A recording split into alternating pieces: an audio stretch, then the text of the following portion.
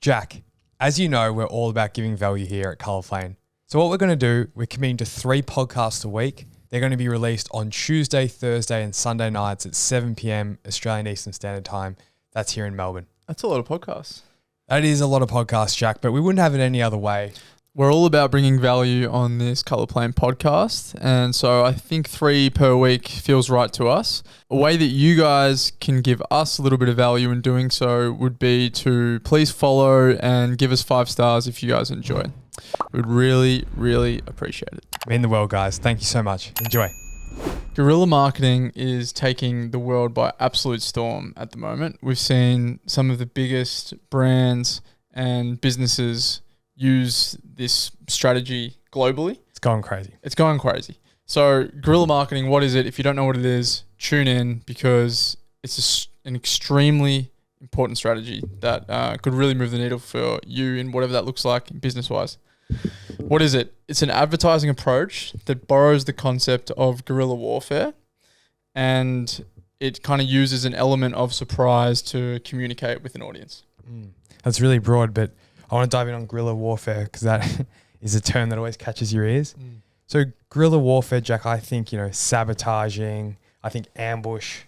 And I think that really ties into what you've just said. It's a form of marketing that just comes from the left of field. Yeah, catches you by surprise. It was actually coined in the 80s, guerrilla marketing, after the Vietnam War, of course, from the tactics from the Vietnamese. And that's where we get our clothing made. So we roll full circle moment for us right now. And that caught me off guard. And it also, I think, guerrilla marketing, it sets out really unconventional paths, things you just wouldn't expect in your day-to-day routine.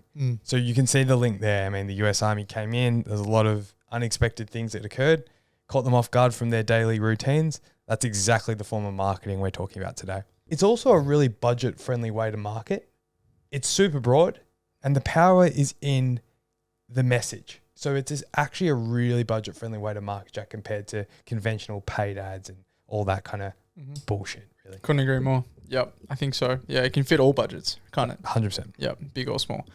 Let's talk about some examples, some real-world examples of how businesses and brands have used it to give some people just some ideas of what it actually looks like. Yeah, some of the biggest brands in the world have used this. I know we saw recently Deadpool and Tinder kind of team up here. Yeah, so it's a pretty funny one. So Deadpool was releasing Valentine's premiere, I guess, their new movie.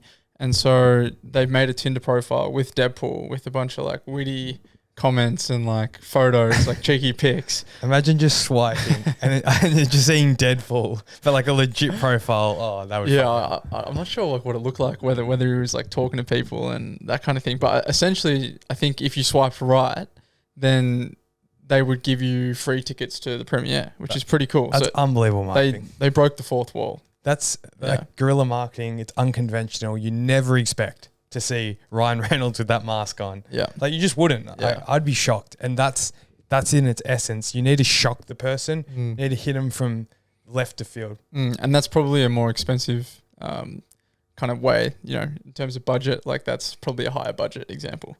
100%. Teaming up with Tinder.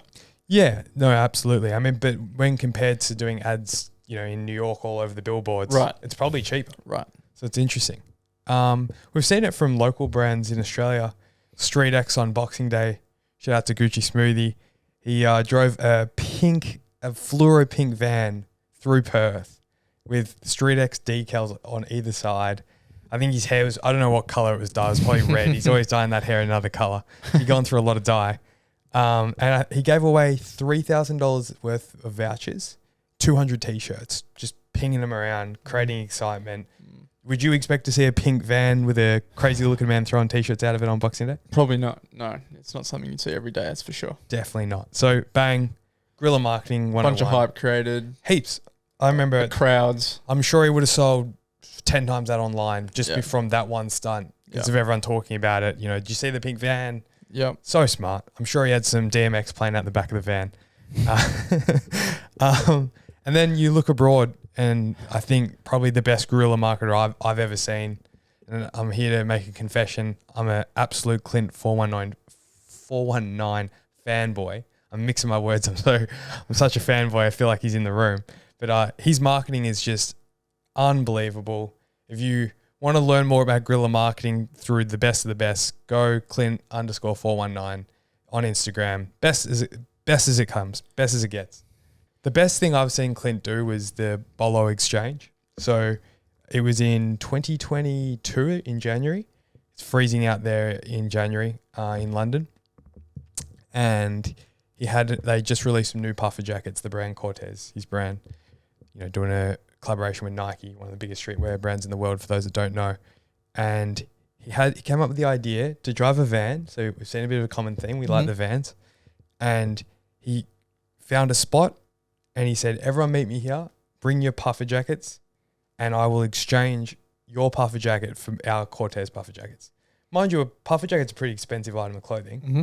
You don't buy like a $50 North Face jacket. There's no such thing, right? No. So it's a pretty big play. It's like, bring your $500 jacket for our fucking jacket, right? Yeah. Crazy.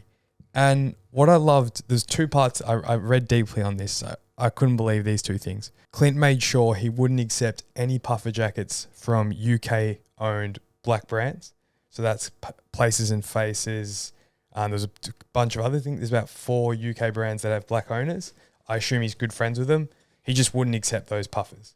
So I think already there's a huge level of respect. It's cool. He's not just trying to compete with everyone. He only really took big corporates, North Face, Supreme, Stussy. Yeah. Just big ass brands. And I mean, just unbelievable. And then to really put the cherry on. It's a big FU to those big brands. FU, right? Yeah. And he got hundreds of, if not thousands of puffers. The photos blow my mind. This happened nearly a year and a half ago. I still look at it, mind blown. And to really cap it off, and I don't know how you could cap that off anymore, but he did. He went on Twitter that night. I asked you, I said, what would he do with all his puffers? And I researched a bit further. And he actually donated those puffer jackets to St. Lawrence Larder, a homeless charity. Yeah. It was about 30,000 Australian dollars worth of puffer jackets. Yeah, wow. That's how, I think we could just end the podcast on that. Yeah, it's pretty amazing. To think that out and execute. Yeah.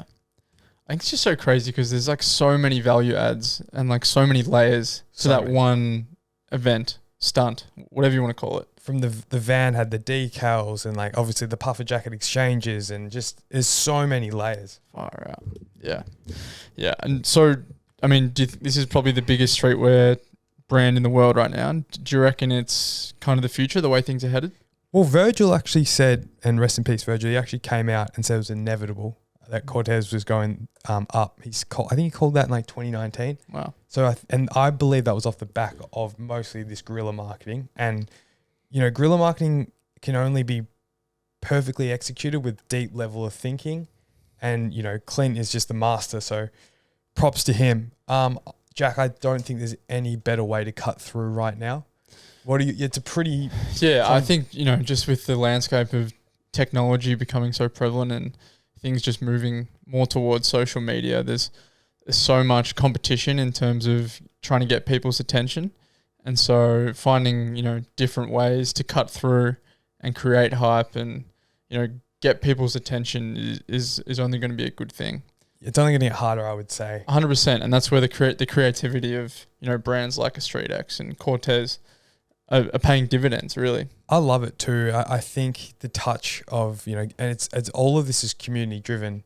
Back to, I think, three episodes ago, we talked about the 5 steps of community. It comes full circle here. Yep. You're only achieving this, you even look at Tinder, that's going into the community of, online dating, which is a real thing. Yeah. So real people, you can't properly guerrilla market unless you're ready to dive into a community. Yeah. So I think I'd watch the 5 steps video before you dive into guerrilla marketing. Good call. You need to ask yourself those questions, be aware of what you're about to get into, and go from there. There you have it. Well, guys, hopefully you learned something new about guerrilla marketing if you didn't already know what it is. And if you haven't checked it out already, seriously start thinking about that. Just quickly, guys, we started a Discord about 1 week ago. We're loving it at the moment. We're posting in there every day. There's a ton of value in there. Heaps of value, yeah. It's just a great space to get in there, meet with like-minded people, chat away. And we're going to bring a lot of value in there the next few weeks. So if you're not in there, jump in there already. It's all free, guys. Links in the show notes.